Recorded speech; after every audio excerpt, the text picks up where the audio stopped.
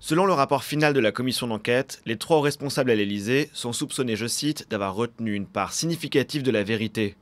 Alexis Kohler, le secrétaire général de l'Élysée, le général Lavergne, chef de la sécurité du président de la République, et Patrick Stroda, le directeur de cabinet d'Emmanuel Macron. Leur témoignage a intrigué les sénateurs.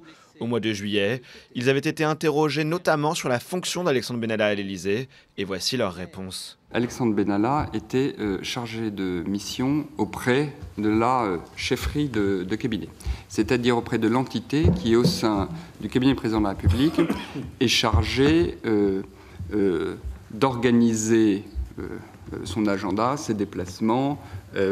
Une version répétée par Patrick Stroda et le général Lavergne. Selon eux, Alexandre Benalla n'avait que 3 missions à l'Élysée, la gestion des déplacements publics, celle des déplacements privés et l'organisation de la cérémonie du 14 juillet.